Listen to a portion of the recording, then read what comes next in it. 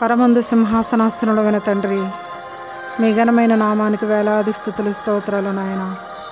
నిన్న నేడు నిరంతరము ఏకరీతిగా ఉన్న తండ్రి, నీకు వందనాలు ప్రభువా. తండ్రి, ఈ పునరుత్థాన దినమందు మరలా నీ ప్రజలమైన మమ్మల్ని అందరినీ జ్ఞాపకం చేసుకున్నారు. మీకు స్తుతులు చెల్లిస్తున్నాము దేవా. ఈరోజు ప్రభువా, మరలా మీరు మాతో ఏమైతే మాట్లాడినాయి అన్నారో ఆ మీ విలువైనటువంటి వాక్యము మీ దాసుని ప్రభువా ముఖ కాంతిలో నుంచి మీ స్వరాన్ని మాకు వినిపింపచేయండి తండ్రి. జీవం కలిగినటువంటి నీ మాట మా బ్రతుకుల్లో స్థిరపరచుకొని విలువైనటువంటి ఆత్మీయ జీవితంలో నీ ప్రజలమైన మేమందరము బ్రతకడానికి నీ మాట మమ్మల్ని జీవింపచేస్తుంది కనుక ఆ విలువైనటువంటి మాట వినడానికి సిద్ధపాటు కలిగి నీ సన్నిధిలో నిలిచి ఉన్నాం తండ్రి. మీరే మా అందరితో మాట్లాడమని, మీరు మాట్లాడితే మేము బ్రతుకుతాం కనుక ఆ బ్రతికించే మాట మా అందరికీ అనుగ్రహించినందులకే స్తుతులు చెల్లిస్తూ, ఘనత మహిమ ప్రభావములు మీ నామానికే చెల్లిస్తూ, యేసుక్రీస్తు నామములో ఈ ప్రార్థన అడిగి వేడుకొనుచున్నాం మా పరమ తండ్రి. ఆమేన్.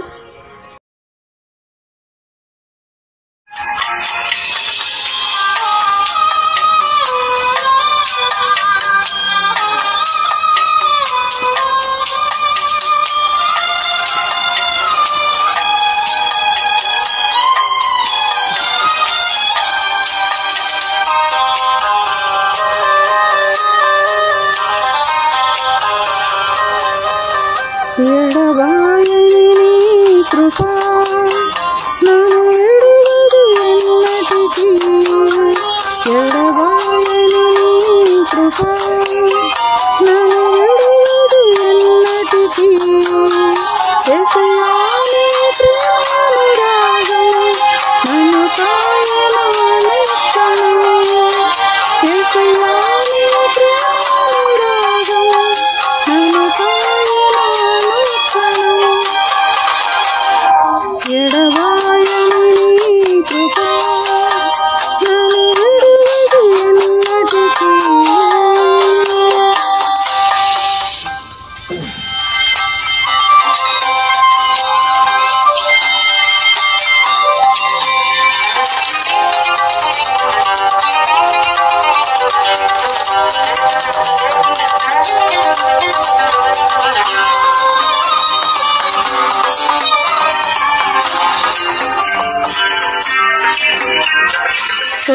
కోపకులోయలలో కష్టాల కడగండ్లలో కడలి కడలిలో నిరాశ నిస్పృహలో. కోపకులోయలలో కష్టాల కడగండ్లలో కడలి కడలిలో నిరాశ నిస్పృహలో. అర్థము కాని జీవితం ఒక వ్యర్థమని నేననుకొనగా. అర్థము కాని జీవితం ఒక వ్యర్థమని నేననుకొనగా. కృపాకనికరముగా నా కష్టాల కడలిని దాటించితివి. కృపాకనికరముగా నా కష్టాల కడలిని దాటించితివి. ఎడబాయని నీ కృపా నన్ను విడువదు ఎన్నటికీ. ఎడబాయని నీ కృపా. ప్రియ దేవుని సంగమా, దేవాతి దేవుడైన యేసుక్రీస్తు ప్రభు నామములో మీ అందరికీ నా వందనాలు. ప్రభు యొక్క మహా అద్భుతమైన కృపను బట్టి మరలా ఈ పునరుద్ధాన దినములో ఆయన దివ్య సందేశాన్ని మనం వినుటకు మనందరికీ దేవుడిచ్చిన భాగ్యాన్ని కోట్లాది కృతజ్ఞతాస్తుతులు చెల్లిస్తున్నాను. ప్రియ దేవుని బిడ్డలారా, ఈ దినము మరి ఈ వాక్య సందేశములో ఉన్న ముఖ్య అంశము ఏమిటి అంటే, నీ కత్తికి పదులు పెట్టు.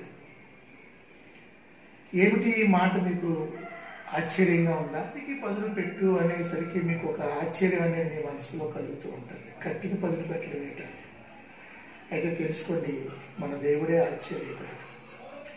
ఈ కత్తికి పదులు పెట్టు అనే మాటకి ముందు ఒక ఉదాహరణ మీకు చెప్తాను వినండి. ఒక కూలివాడు తన కుటుంబాన్ని పోషించుకోవడానికి అతనికి ఉండే వృత్తి ఏమిటంటే చెట్లు నరకడం. ఒకరోజు తన సావుకారు దగ్గరికి వెళ్ళి కత్తిని అద్దెకి తీసుకున్నాడు. అయితే ఒక ఆయన పని చెప్పాడు, ఒక చెట్టు కొడితే నీకు 100 రూపాయలు ఇస్తానని. ఎన్ని చెట్లు కొడితే అన్ని 100 ఇస్తాడు.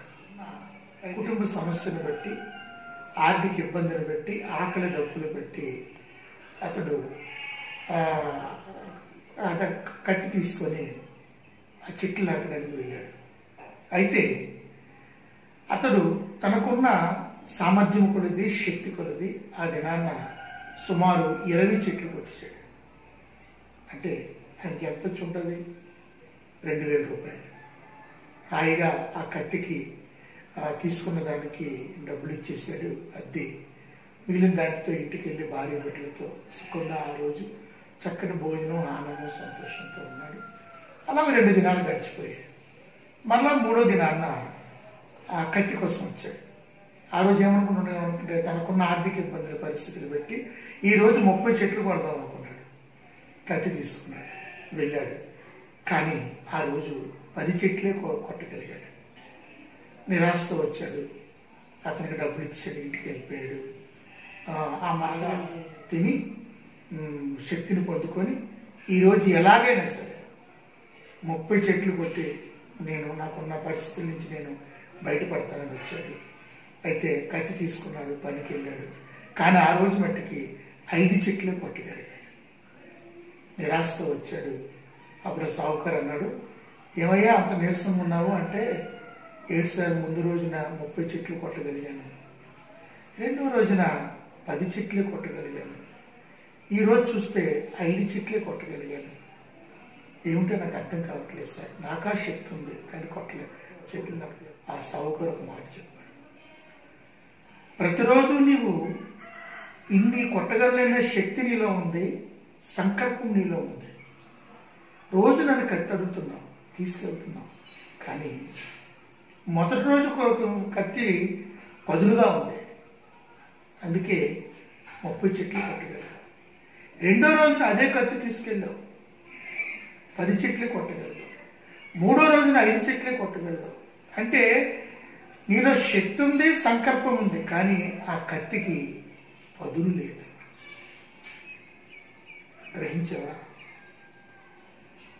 దేవుని యందు నీకు ఎదగాలని, నడవాలని ఆశ అయితే ఉంది, కానీ ఆ ఆశకు తగినట్టుగా నీ జీవితంలో పదును ఉండాలి. కత్తికి పదునుంటే చెట్టు నరకబడుతుంది. అలాగే నీ ఆశకు, ప్రార్థనని, కత్తికి విశ్వాసం అనే పదును ఉంటేనే తప్ప నీ జీవితంలో నీవు ఆత్మీయంగా ఫలించలేదు. నేటి దినాల్లో మనకి కలుగుతున్న శ్రమలు, శోధనలు, వీటన్నిటినీ నీవు తాత్కాలికమైన విజయం పొందడం కాదు, వాటి మీద శాశ్వతమైన విజయం పొందాలి. శాశ్వతమైన విజయం నువ్వు ఎప్పుడు పొందుగలుగుతావు అంటే, నీ ప్రార్థన అనే కత్తికి విశ్వాసం అనే పదును ఉండాలి. అప్పుడే నువ్వు దుష్టుడిని జయించగలుగుతావు. దేవునికి స్తోత్రం కలుగును గాక. నా ప్రియమైన దేవుని సంగమా,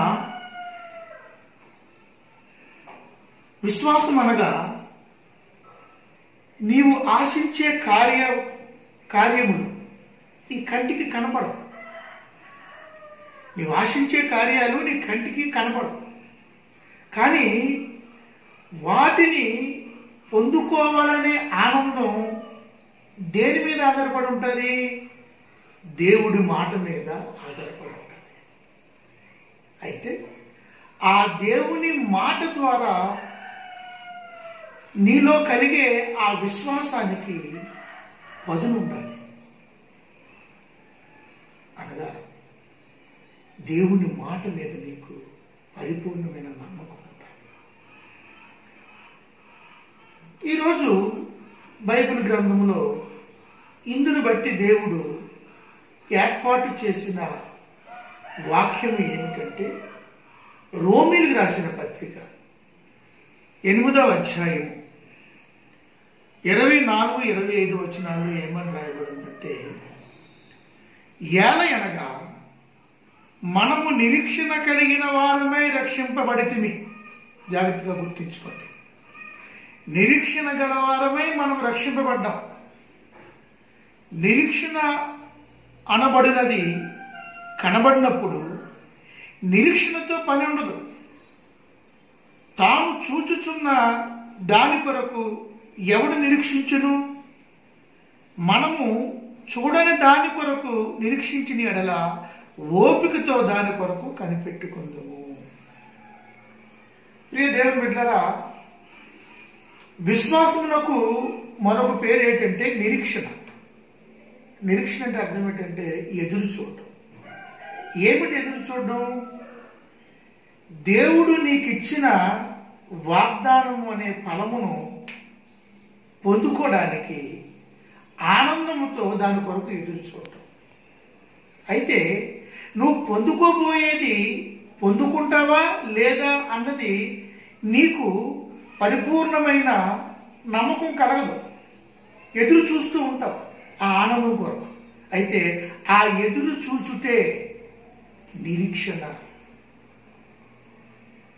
దేవునికి స్తోత్రం కలుగుతుంది. అయితే నా ప్రియమైన దేవుని సంగమా, మనము దేని నిమిత్తము మనం రక్షింపబడ్డామంటే దేవుడిచ్చిన వాగ్దాన ఫలాన్ని మనం పొందుకోవడానికి. ఏమిటి ఆ వాగ్దాన ఫలము? దాన్ని ఈరోజు మీరు వారి జీవితాల్లో భద్రపరుచుకోవాలి. ప్రియ దేవుని బిడ్డలారా, రోమిలకు రాసిన పత్రిక 12:12 ఏమని ఉందంటే చూద్దాం. 12వ అధ్యాయము 12వ వచనంలో ఏమనుందంటే, నిరీక్షణ గలవారై సంతోషించుచు. అంటే నువ్వు పొందుకోబోయే దేవుడి యొక్క బహుమానం కొరకు నువ్వేం చేయాలంటే ఎదురు చూస్తూ ఉండాలి. ఆ ఎదురు చూడడంలో శ్రమ, ఓర్పు, మూడవదిగా ప్రార్థన యందు పట్టుదల. జాగ్రత్తగా దేవుడు నీకు ఇచ్చే ఆ వాగ్దాన ఫలం పొందుకోవడానికి నువ్వు నిరీక్షణ కలిగి జీవించాలి. ఆ నిరీక్షణలో నీకు కావాల్సింది ఏంటంటే ఓర్పు. ఆ ఓర్పు కలిగి నీకు జీవిస్తున్నప్పుడు నీకు శ్రమ ఏర్పడుతూ ఉంటుంది, శోధన ఏర్పడుతూ ఉంటుంది. ఈ శ్రమ, ఈ శోధన ఏర్పడుతున్నప్పుడు నీకు కావాల్సింది ఏంటంటే ప్రార్థనలో పట్టుదల. ఆ పట్టుదల పేరే పదును. హల్లెలూయా. ఆ పట్టుదలే పదును. ప్రార్థన అనే కత్తికి విశ్వాసం అనే పదును ఉండాలి. అయితే ప్రార్థనలో నువ్వు ఏమడిగితే అది దేవుడు నీకు ఇస్తాడా? దేవుడు ఏది నీకు ఇవ్వబోతున్నాడు? నువ్వు ఏమడగాలి దేవుణ్ణి? మనకంటే ముందు భక్తులు ఉన్నారు. ఇద్దరు వ్యక్తులు, ఒక పురుషుడు ఒక స్త్రీ ప్రార్థన చేస్తున్నారు దేవుడికి.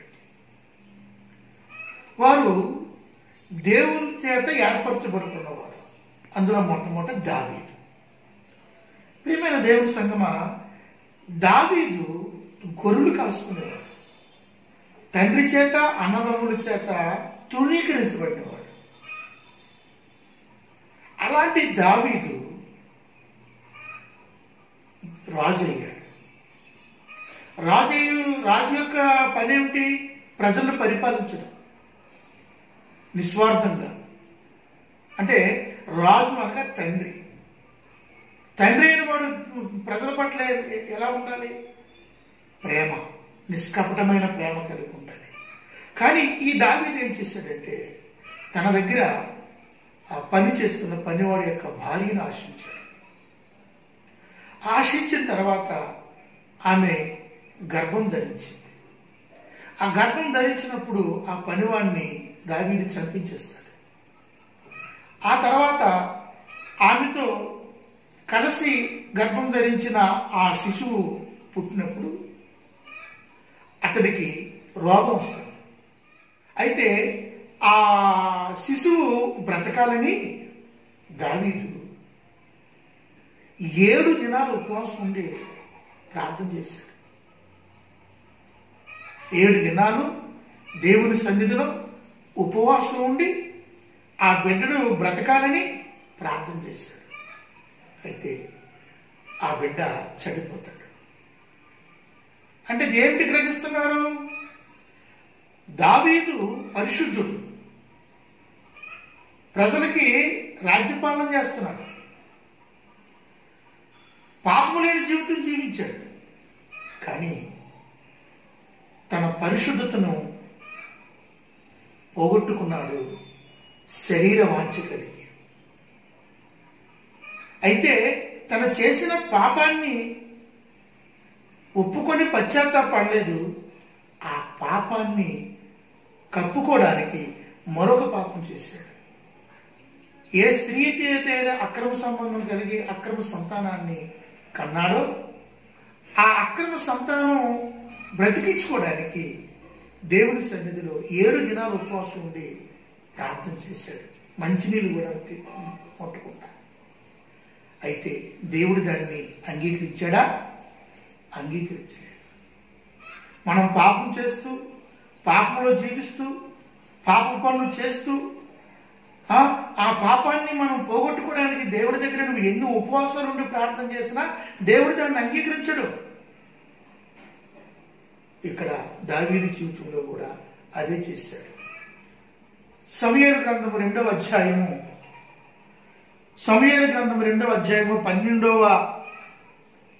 2వ సమూయేలు 2వ అధ్యాయము 17వ వచనం.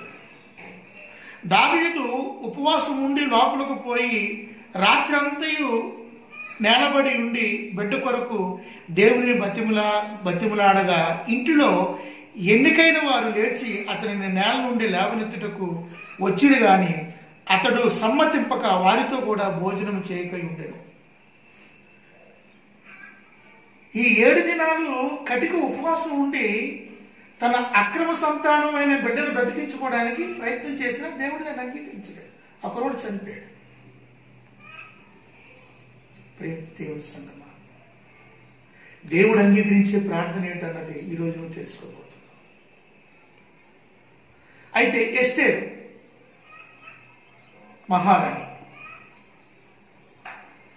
ప్రియమైన దేవుని బిడ్డలారా, ఈమె బబులోను సామ్రాజ్యంలో ఉన్న రాజుకి మహారాణి. ఆ బబులోను సామ్రాజ్యంలో ఉన్న ఒక ముఖ్యమంత్రి అక్కడున్న యూదులు అంటే దేవుని ప్రజల్ని చంపివేయని ఒక శాసనం తీసుకొచ్చాడు. అప్పుడు తన ప్రజల్ని అనగా యూదులను, దేవుని బిడ్డల్ని బ్రతికించుకోవడానికి ఎస్తేరు చేసిన సాహసం అంటే ధైర్యం ఎటువంటిదంటే, ఆ రాజు దగ్గరికి ఎవరన్నా వెళ్ళాలంటే రాజు పర్మిషన్ తీసుకోవాలి. చివరికి ఈమె రాణి, ఆ దేశపు రాణి అయినా సరే ఈమె కూడా పర్మిషన్ తీసుకోవాలి. అయితే ఆ పర్మిషన్ తీసుకోకుండా ఎవరైనా ఆ రాజు గదిలోకి ఎంటర్ అయితే అతని చేతిలో ఉన్న రాజదండము ఇలా చూపిస్తే వారు లోపలికి రమ్మని అర్థం. ఒకవేళ ఆ రాజదండాన్ని చూపించకపోతే ఆ వచ్చిన వారు ఆ దినము. కానీ ఎప్పుడైతే ఈ యూదుల మీద మరణ శాసనం వచ్చిందో, యూదులు నశింప చేయాలని ఎస్తేరు కలిగింది ఒక్కటే, నేను నా దేవుని సన్నిధిలో ఉపవాసం ఉండి రాజు దగ్గరికి వెళ్తాను అని నిర్ణయించుకుంది. దాని ప్రకారమే ఎస్తేరు గ్రంథము 4వ అధ్యాయము, దేవుని బిడ్డలారా 4వ అధ్యాయము 16వ వచనం చదువుతున్నాను చూడండి. నీవు పోయి షూషును నందు కనబడిన యూదులందరినీ సమాజ మందిరమునకు సమకూర్చి నా నిమిత్తము ఉపవాసం ఉండి 3 దినములు అన్నపానములు చేయకుండుడి. నేనును నా పనికత్తుల్లో కూడా ఉపవాసం ఉండము. ప్రవేశించుట న్యాయ వ్యతిరేకముగా నున్నను నేను రాజు వద్దకు ప్రవేశించుదను.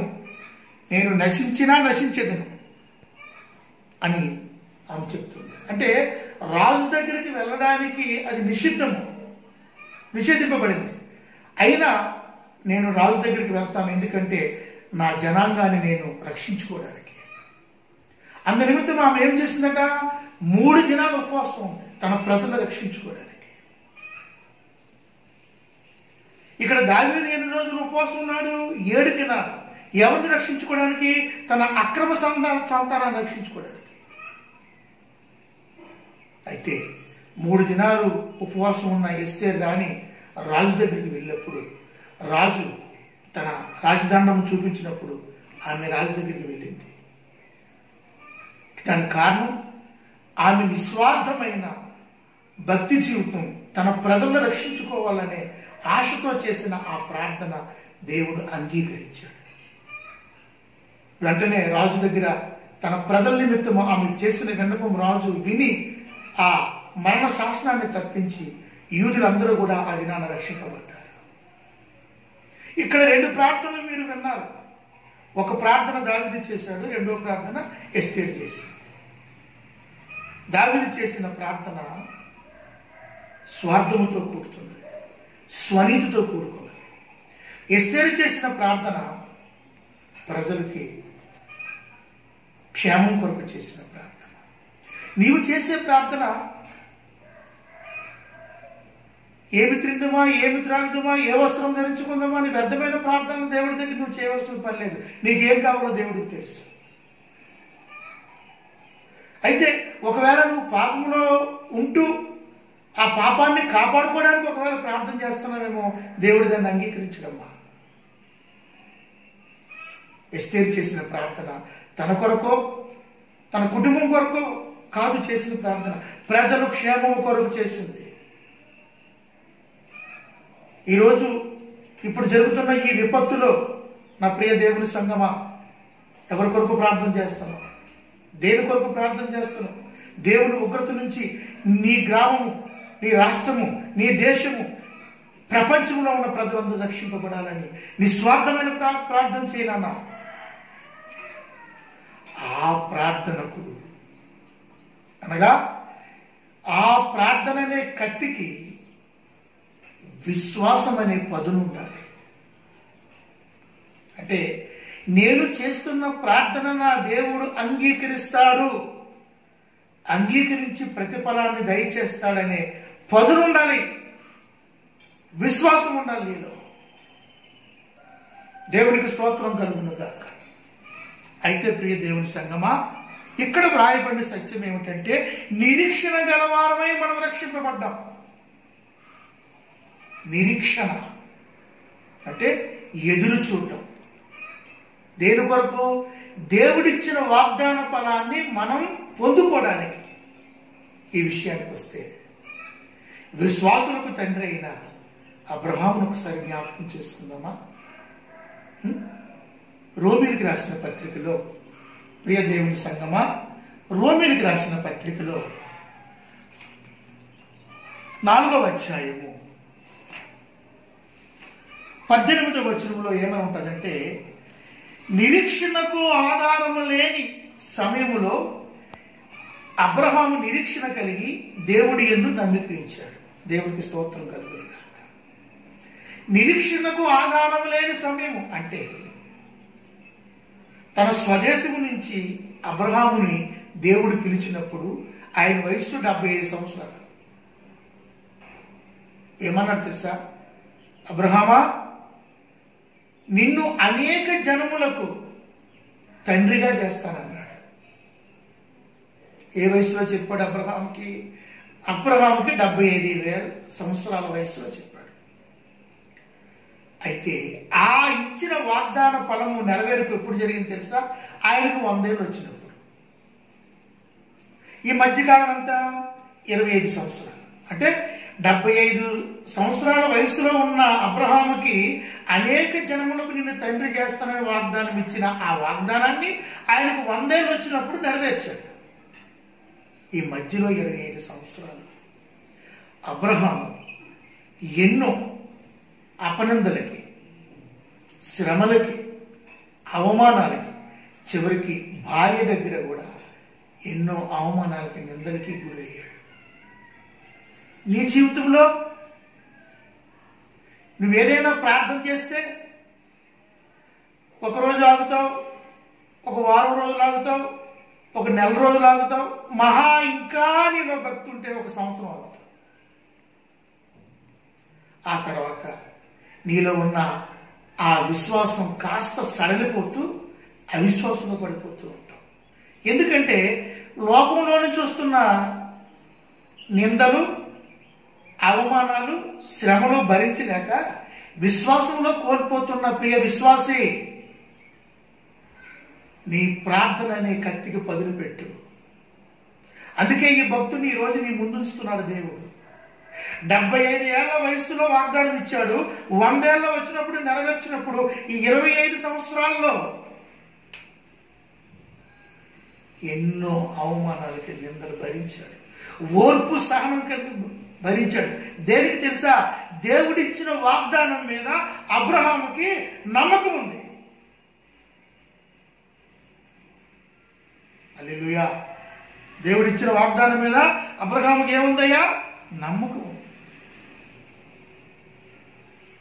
అందుకే హెబ్రీయులకు రాసిన పత్రికలో ఉంటుంది, విశ్వాసం అనేది నిరీక్షింపబడే వాడి యొక్క నిజ స్వరూపమును అదృశ్యమైన వాటికి రుజువై ఉన్నది. హల్లెలూయా. ఏమన్నాడు? ఆకాశ నక్షత్రాలు చూడు అబ్రహాం అంటే చూశాడు. వాటిని నువ్వు లెక్క పెట్టగలవా అన్నాడు. నేను లెక్కట్లేని ప్రభు అన్నాడు. దానికంటే అధికమైన సంతానం నీకు ఇస్తానన్నాడు. కానీ సంవత్సరం దాటిపోతుంది, 2 సంవత్సరాలు దాటిపోయాయి, 5 సంవత్సరాలు దాటిపోయాయి, 10 సంవత్సరాలు దాటిపోయాయి, 20 సంవత్సరాలు దాటిపోయాయి. కానీ పిల్లలు లేరు. తన భార్యకి స్త్రీ ధర్మం ఆగిపోయింది. దేవుడేమన్నాడు? నిన్ను అనేక జనములకు తండ్రిని చేస్తానన్నాడు. ప్రియమైన వాళ్ళరా, ఈ మాటలు ఎన్నోసార్లు విన్నావు నువ్వు. అబ్రహాము కూర్చుని మాటలు కొన్ని 100 సార్లు విన్నావు. విన్నా నీ విశ్వాసం నిలకడగా ఉందా? దిగజారిపోతుందా? పరిస్థితులు పెట్టున్నావా? పరిస్థితులు బట్టి జారిపోతున్నావా? లోకంలో ఎదురవుతున్న శోధనలు కానీ, శ్రమలు కానీ, ఇబ్బందులు కానీ విశ్వాసంలో బలపడుతున్నావా? దిగజారిపోతున్నావా? నీ కత్తికి పదులు ఉందా లేదా? దేవునికి స్తోత్రం కదా. దేవుని బిడ్డ, ఈరోజు ఒక సజీవమైన సాక్ష్యం చెప్తాను, జాగ్రత్తగా. ఒక స్త్రీకి వివాహమైంది. 5-6 సంవత్సరాల వరకు ఆ బిడ్డకి పిల్లలు లేరు. దేవుడి కృపలో ఆ బిడ్డకి గర్భం ధరించింది. అయితే గర్భం ధరించామన్న సంతోషంతో భార్యాభర్తలు ఇద్దరు ఎంతో, ఆ కుటుంబం అంతా ఆనందంగా ఉన్నారు. 6 నెలల తర్వాత ఆ బిడ్డకి అబార్షన్ అయింది. సరే, ఆ దుఃఖంలో ఉన్న ఆ పరిస్థితిని బట్టి మరలా దేవుడు కృప చూస్తే 1-2 సంవత్సరాల తర్వాత మరలా ఆ బిడ్డ గర్భం ధరించింది. 3 నెలల తర్వాత మరలా అబార్షన్ అయింది. ఈ 2 వ్యాధుల్లో ఆ భార్యాభర్తలు కుమిలిపోతున్నారు. మరి కొద్ది దినాల తర్వాత విశాఖపట్నంలో ఉన్న ఒక పెద్ద డాక్టర్ దగ్గరికి చూపించుకున్నారు వెళ్ళి, ఇద్దరు భార్యాభర్తలు.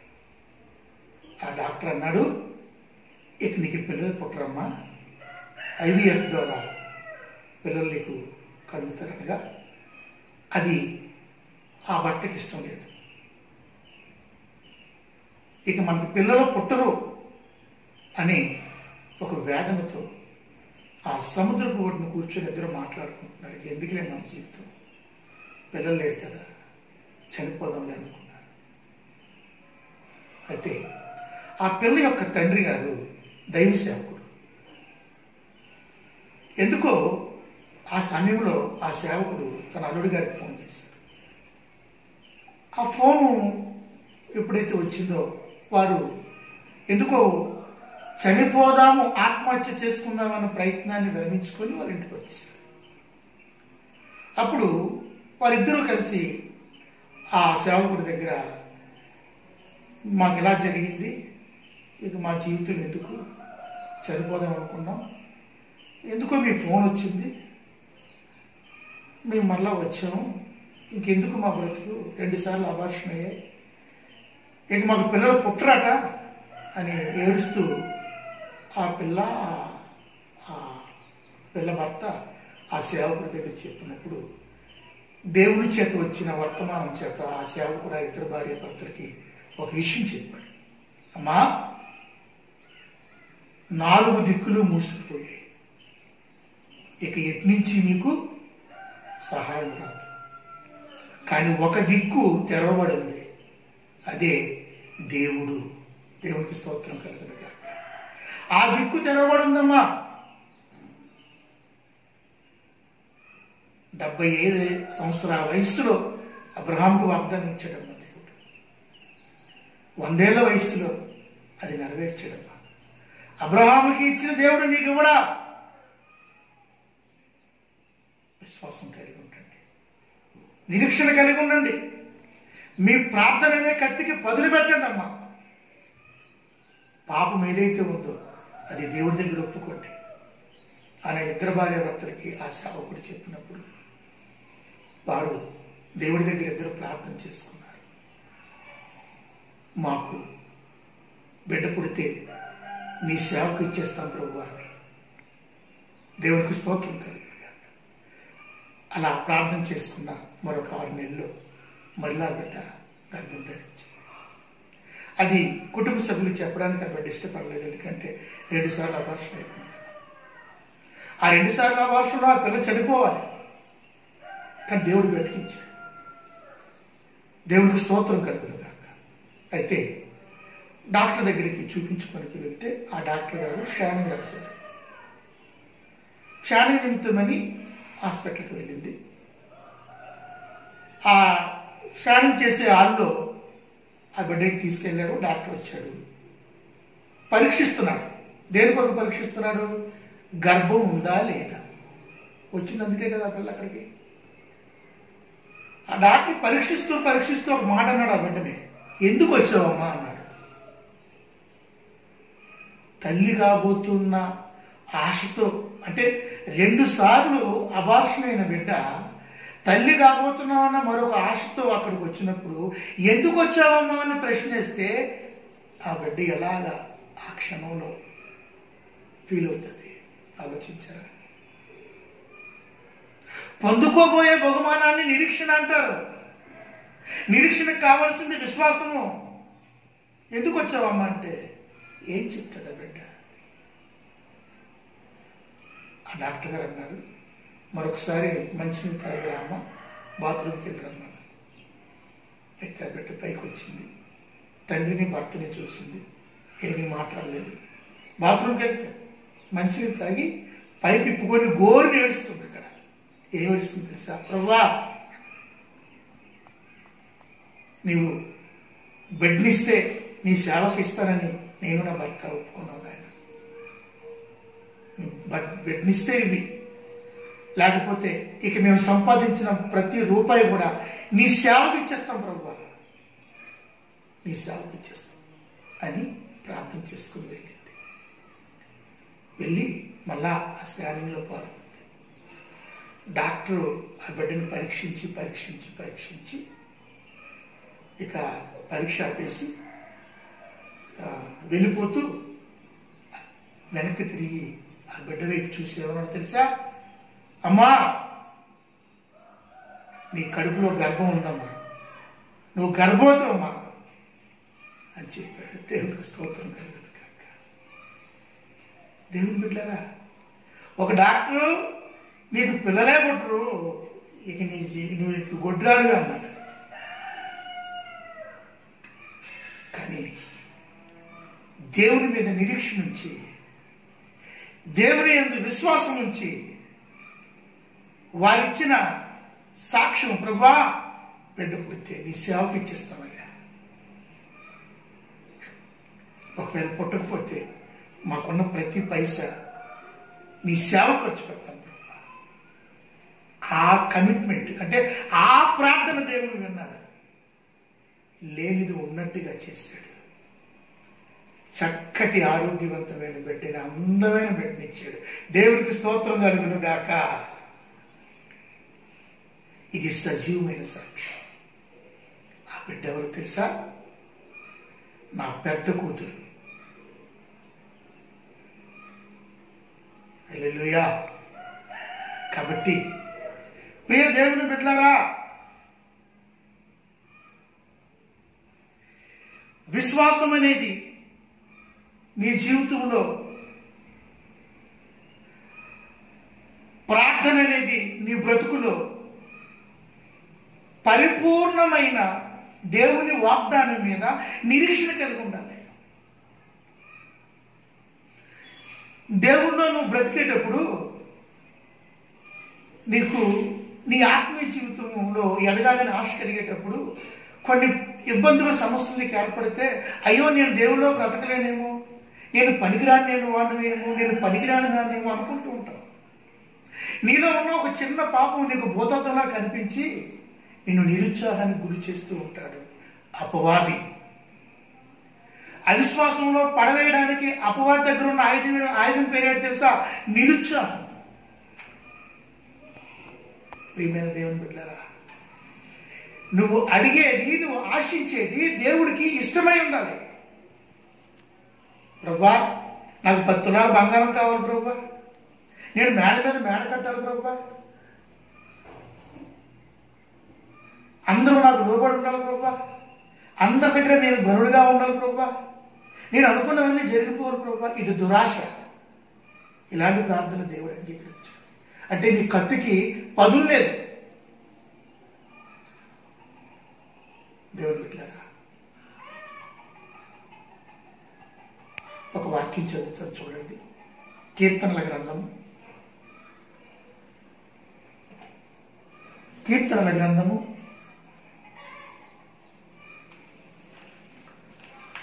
191వ కీర్తన 15-16 నాకు చాలా ఎప్పుడు నోట్లో ఉంటుంది. అదేంటంటే, అతడు నాకు మొరపెట్టగా,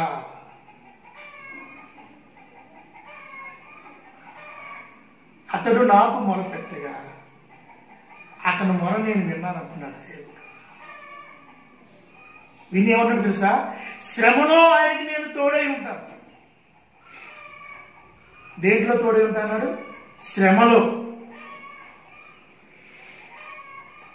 నీ బంధువులు, నీ మిత్రులు, నీ రక్త సంబంధులు ఎవరైనా సరే, నీ భర్త, నీ భార్య, నీ పిల్లల, నీ తోబుట్టువులా, నీ అన్నదమ్ములా, నీ బలగమా, నీ బంధువులా, వారందరూ ఎప్పుడు నీతో ఉంటారు తెలుసా?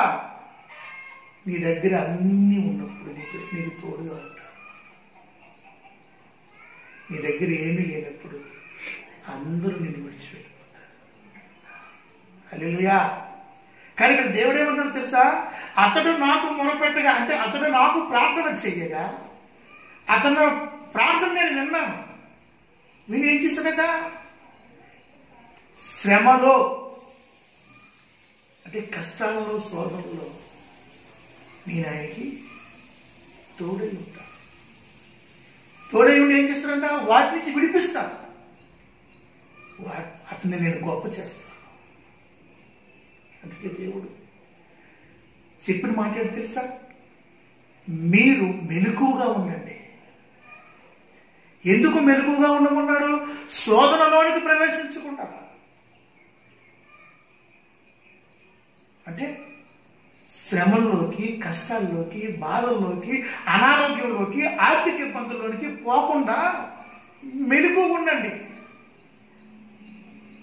మెలకువ అంటే ఏమిటండి మెలకువ? దేవుని బిడ్డలారా, ఒక వ్యక్తిని ఈ రాత్రి నువ్వు చనిపోతావంటే అది పడుకుంటాడా? పడుకోడు. నిద్ర పట్టదు. తెల్లవారు అలా చూస్తూ ఉంటాడు. అదే వ్యక్తిని, రే నాయనా నువ్వు పాపం చేస్తున్నావురా, ఈ పాపం వల్ల నువ్వు నరకానికి వెళ్ళిపోతావంటే అది వాడిని పట్టించుకోడు, నిర్లక్ష్యం చేస్తాడు. ఆ నిర్లక్ష్యమే, ఆ పాపమే ఈరోజు ఈ దినాన్న కరోనా వ్యాధిగా ప్రజల్ని పీడిస్తుంది. ప్రపంచమంతా ప్రకటింపబడింది సువార్త. దేవుడు చెప్పాడు, దేవుడి రాజ్యం సమీపముగా ఉన్నది, అందరూ అన్నిటా మారు మనసు పొందాలి. అంటే మారు మనసు అనగా చేసిన పాపం విషయంలో పశ్చాత్తాపడి పాపాన్ని విడిచిపెట్టే జీవితం అందరూ పొందాలని దేవుడు ప్రకటించినప్పుడు దాన్ని నిర్లక్ష్యం చేశాడు. రక్షణ కలిగి ఉన్నవాడు నిర్లక్ష్యం చేశాడు, రక్షణ లేనివాడు నిర్లక్ష్యం చేశాడు. దాని ఫలితమే ఈరోజు ప్రజలు అనుభవిస్తున్నారు. క్షణం క్షణం భయంతో, ఆందోళనతో ఇంట్లో నుంచి కాలు బయటకు పెట్టలేని పరిస్థితి. ఎవరికి? దేశాన్ని పరిపాలిస్తున్న ప్రధానమంత్రులకి కూడా కాలు బయట పెట్టలేని పరిస్థితి. కారణం మనిషి పాపం, నిర్లక్ష్యం. ఒకరోజు సరిపోతానంటే తెల్లవారు నిద్ర పడుతుంది. కానీ నువ్వు చేసే పాపం వల్ల యుగ యుగాలు నువ్వు నరకంలో ఉంటావంటే ఎవడో దాన్ని పట్టించుకోవట్లేదు. దేవునికి స్తోత్రం కలుగుతుంది. ప్రియమైన దేవుని సంగమా, దేవుని బిడ్డలారా, నీ కత్తికి పదులు పెట్టు. అంటే నీవు చేసే ప్రార్థన పరిపూర్ణమైన విశ్వాసంతో దేవుడి దగ్గర ప్రార్థన చేయి. కపటంతో కాదు, నిష్కపటముతో, స్వార్థంతో కాదు, నిస్వార్థంతో. నీ గురించి నీవు కాదు, నీ ప్రజల నిమిత్తము, నీ గ్రామం నిమిత్తము, నీ దేశం నిమిత్తము ప్రార్థన చేయి. నిరీక్షణకు ఆధారం లేని టైంలో అబ్రహాము దేవుని యందు నమ్మిక ఇచ్చాడు. అంటే తాను తండ్రి అవడానికి అవకాశం లేని పరిస్థితులలో అతను తండ్రి అయ్యాడు. దేవుడు కృప. పరిపూర్ణమైన నీ విశ్వాసం నీ బ్రతుకులో నెమ్మదినిస్తుంది, మనశ్శాంతినిస్తుంది. కనుకనే నీ కత్తికి పదులు పెట్టు. ప్రియ దేవుని సంగమా, ఇంకా దీనికన్నా భయంకరమైన తెగుళ్ళు రాబోతున్నాయి. మనిషి ఎప్పటికైనా చదువుతాడు. ఏ మనిషి కూడా మరణాన్ని తప్పించుకోలేడు. అయితే దీని తర్వాత మనిషి మరణాన్ని తప్పించుకోలేడు. అయితే ప్రియమైన దేవుని సంగమా, ఏంటి నువ్వు తెలుసుకోవాలి తెలుసా? సమస్యల కొరకు, ఆర్థిక ఇబ్బందుల కొరకు, అనారోగ్యం కొరకు, ఈ లోక సంబంధమైన కోరికల కొరకు నువ్వు దేవుడి దగ్గర ప్రార్థన చేయకూడదు. దేని కొరకు చేయాలి తెలుసా? దేని కొరకు నీ కత్తికి పదులు పెట్టాలి తెలుసా?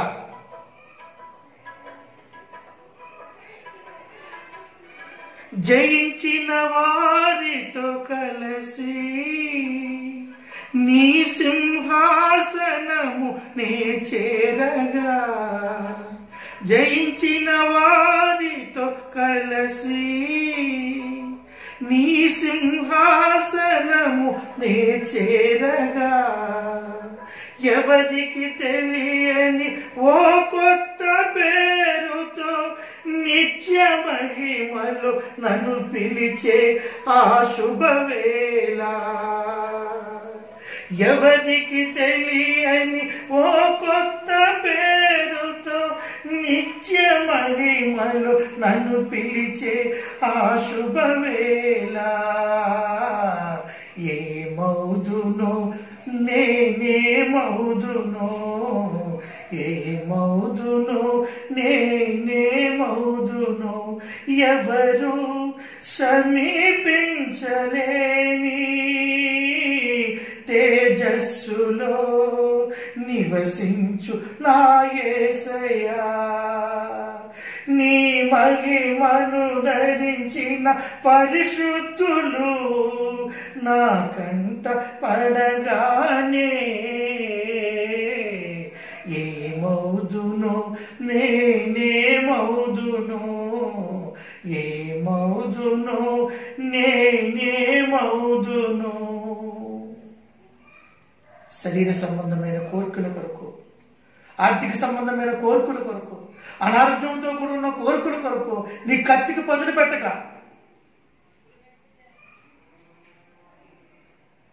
జయించిన వారితో కలిసి ఆ నిత్య రాజ్యంలో చేరుకోవడానికి నీ కత్తికి పదులు పెట్టు.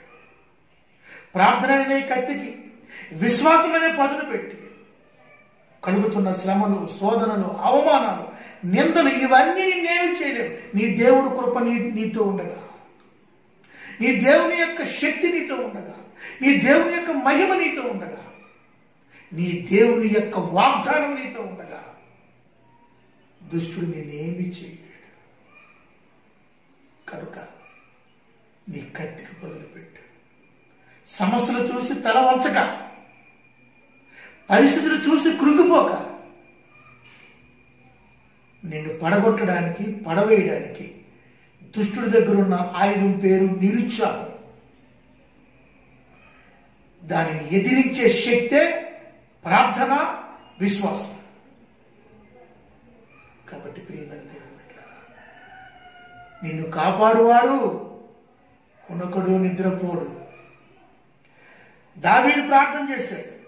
కపటమైన ప్రార్థన, స్వార్థముతో కూడుకున్న ప్రార్థన దేవుడు అంగీకరించలేదు. ఎస్తేరు ప్రార్థన చేసింది ప్రజల క్షేమం కొరకు, దేవుడు అంగీకరించాడు. నీ ఆత్మను రక్షించుకునే ప్రార్థన చేయి, ఆస్తులు సంపాదించుకునే ప్రార్థన చేయక. నీ కత్తికి పదులు పెట్టు. విశ్వాసం ద్వారా దేవుడు నిన్ను, నీ కుటుంబాన్ని దీవించుడుగాక. ఆమేన్. మహాపరిశుద్ధుడా, మహోన్నతుడా, మహాగరుడా, మీకు స్తోత్రాలు. నేటి దినాల్లో ప్రభువా, అవిశ్వాసము, నిరుత్సాహం అనే ఆయుధాల ద్వారా దుష్టుడు మమ్మల్ని బలహీనపరుస్తున్నప్పుడు, ప్రార్థన అనే ఖడ్గము, విశ్వాసం అనే పదుల ద్వారా శాశ్వతమైన విజయాన్ని దుష్టుడి మీద సాధించడానికి ఈ వర్తమానం ద్వారా మేమందరము మేల్కోబడాలి. ఈ మేల్కొల్పు ప్రభువా, దుష్టుడి మీద విజయము, పరలోక రాజ్య ప్రవేశము మా బ్రతుకులో కావాలి. అయ్యా, దేన్ని ఆశిస్తున్నాం, దేన్ని కోరుకుంటున్నాం, ఏదైతే మాతో రాదో, దేన్నైతే మేము పట్టుకెళ్ళమో దాని కొరకు ఆశిస్తున్నామేమో. కనుకనే నీ కత్తికి పదులు పెట్టు. దుష్టుడు నిన్ను దురాశలకి పాలు చేస్తున్నప్పుడు వాటి నుంచి విడిపించబడు. దేవుడు నీ కొరకు ఏర్పాటు చేసిన ఆ నిత్య రాజ్యానికి వారసుడు అవడానికి నిత్యము నీ కత్తికి పదులు పెట్టమని ఈ సందేశము ద్వారా మీరు మాతో మాట్లాడారు. అవును ప్రభువా, ప్రార్థన ఒక్కటి చేస్తే సరిపోదు ప్రభువా. ఆ ప్రార్థన యందు పరిపూర్ణమైన విశ్వాసం కలిగి ఉంటేనే అప్పుడు ఆ ప్రార్థన ఫలిస్తుంది తండ్రి. అటువంటి కృప మా అందరికీ దయచేయమని, విన్న బిడ్డలందరినీ దీవించమని యేసుక్రీస్తు నామములో ఈ ప్రార్థన అడిగి వేడుకుంటున్నాము తండ్రి. ఆమేన్. తండ్రి అయిన దేవుని ప్రేమ, యేసుక్రీస్తు ప్రభువారి యొక్క కృపా, కనికరము, కాపుదల, పరిశుద్ధాత్మ దేవుని యొక్క అన్యోన్య సహవాసము, సన్నిధి ఇప్పుడు ఎల్లప్పుడూ సదాకాలము ప్రతి ఆత్మకు తోడై ఉండి కాపాడి రక్షించునుగాక. ఆమేన్.